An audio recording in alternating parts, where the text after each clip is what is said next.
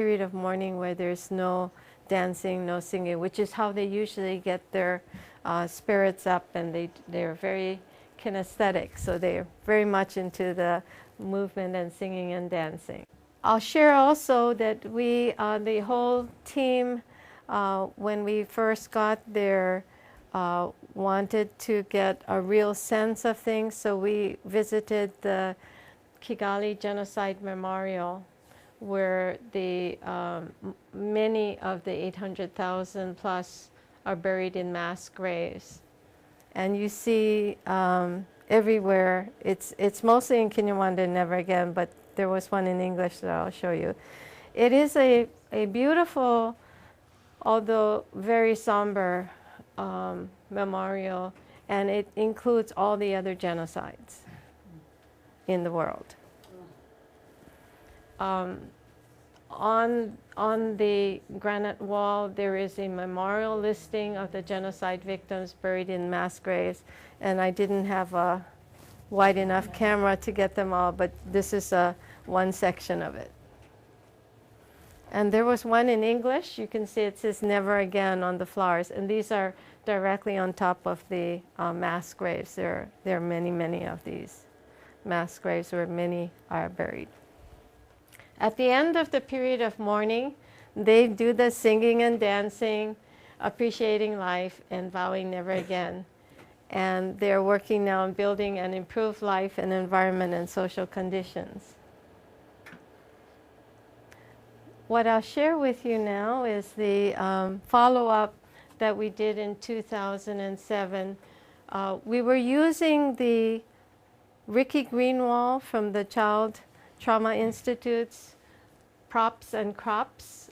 We also, in the follow-up, did interviews, and we did follow-up treatments with, we had a medical team with us that came from Christ Lutheran in Del Mar, and we took their referrals as well as referrals from the teachers.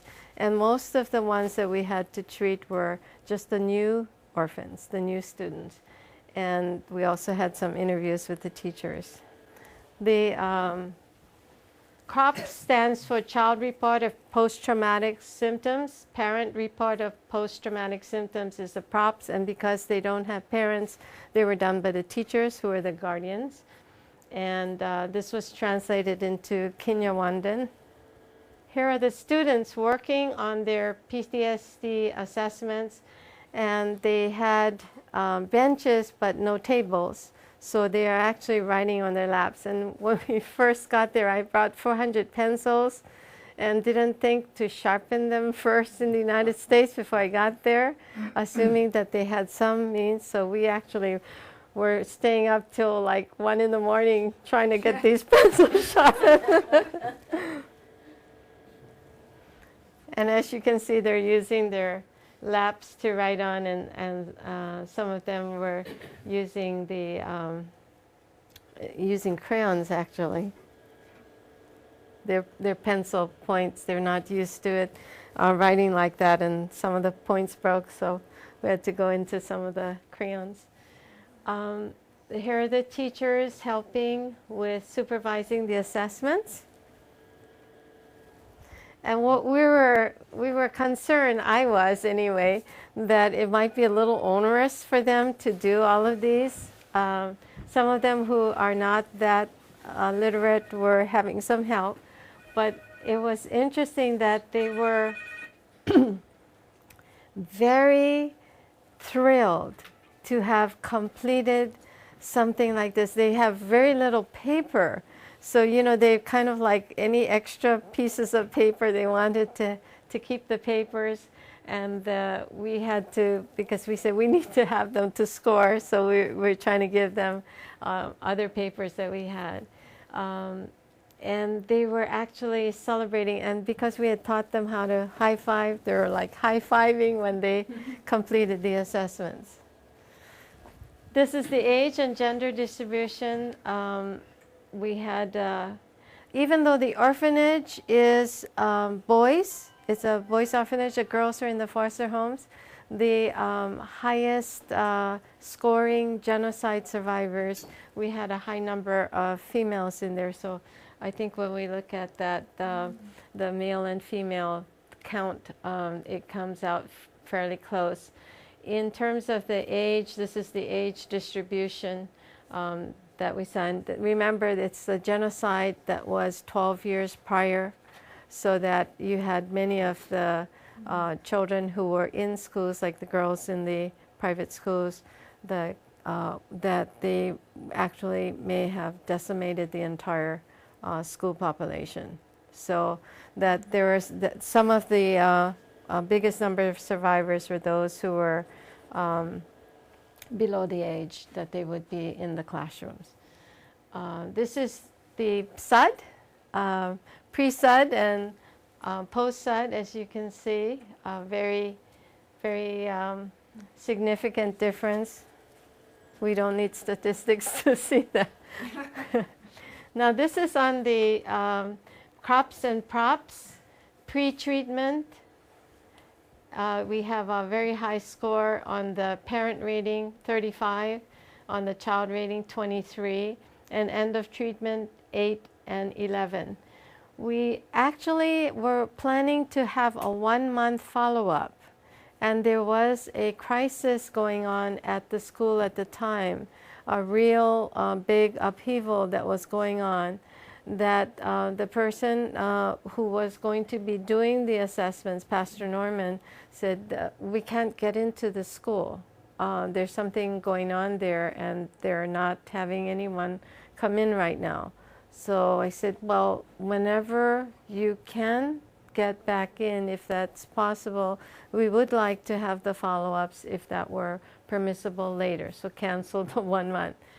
About 3 months later then, we looked at, he said he can go back in. So we then had the assessments. There is a rise, you can see, but we think it's may have been related to the crisis that was going on, because it affected the entire student population and as well as the staff. And then at 6 months there was an improvement, and this is at 1 year, and that's at the anniversary of the genocide. That's when we're looking at. I was surprised at looking at the results, because they look like end of treatment results. And actually what was happening is that when they were getting to the period of mourning, what they were doing is they were doing the self-treatments. They knew how to do it. They were actually doing it. And some of the kids said, yes, I would wake up and I'm having this nightmare, so I would start tapping. And then there are other kids. Pretty soon there's like maybe 6 or 8 of them all tapping together. So I think that this is one of the things that is so wonderful about thought field therapy, because it is a self-treatment, and when the need is there, because they were doing that before we even came into the picture. That's why it was already down by the time we came, and we're looking at, we don't need to do anything. They already got it done. And you can see the cutoff scores for PTSD for the props is 16, 19 for the crops. So you can see that even when they were at the crisis, it's like just approaching, but we look at the end of treatment, you're way below, we're way over, very high scores, of course, because these are genocide survivors. This is, if we look at the percent meeting PTSD criteria, we were rank ordering them according to the teachers' ratings. And it was a good thing we did, because there were some that rated very low for the child, but they were probably blocked off dissociating. So that's why this one is much lower than the teachers' ratings. And you can see at the percent of children meeting the PTSD criteria way down at both the post-treatment and 1 year. And actually still have improvements. And I think the recovery from this was because of the crisis. They're probably self-treating, because at 6 months you see them better when the immediate crisis. The crisis, I think, threatened their sense of survival. So it was high no matter what they were doing because they didn't know what was